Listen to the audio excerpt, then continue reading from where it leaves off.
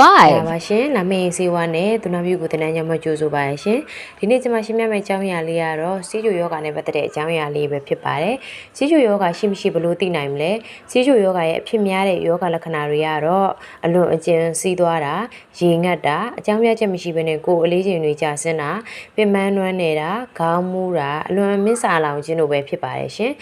နောက်တစ်ခုကစီးချိုယောဂနဲ့ပတ်သက်ပြီးတော့လက္ခဏာ9မျိုးရှိပါတယ်။အဲ့9မျိုးကတော့အသားရည်6ပြီးတော့ရားရံတာ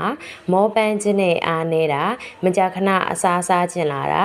အနာဖြစ်လို့ရှိရင်အချိန်ကြာမှပျောက်တာပေါ့နော်အနာကျက်မမြန်တာနောက်တစ်ခုကလေချောင်း6ပြီးတော့မကြာခဏရေးစားတာမျက်စိဝါးပြီးတော့အမြင်မကြည့်တာတွေကိုယ်အလေးချိန်ကြာဆင်းလာတာတွေခြေလက်တွေထုံလာတာတွေကစီးချိုလက္ခဏာ9မျိုးပဲဖြစ်ပါတယ်ရှင်။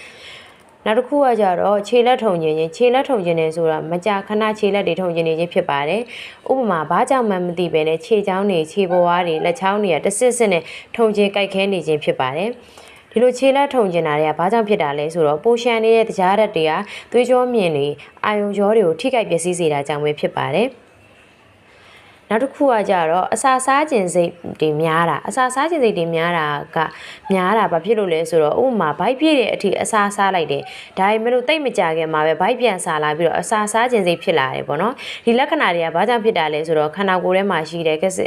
လစီတွေကလုံလောက်တဲ့စွမ်းအင်အာဟာရဓာတ်တွေကမရရှိတာကြောင့်ဖြစ်ပါတယ်နောက်တစ်ခုကကြတော့စီးမကြခဏသွားတာပေါ့နော်စီးမကြခဏသွားတာကဘာဖြစ်လို့လဲဆိုတော့ထင်ရှားတဲ့လက္ခဏာတစ်ခုဖြစ်ပါတယ်စီးမကြခဏသွားနေခြင်းဟာစီးချိုယောဂလက္ခဏာတွေကထင်ရှားတဲ့ယောဂလက္ခဏာတစ်ခုဖြစ်ပါတယ်တရက်ကို9ချိန်ကနေ10ချိန်ထပ်ပို့ပြီးတော့စီးသွားနေတာတရက်ကိုစီးပမာဏ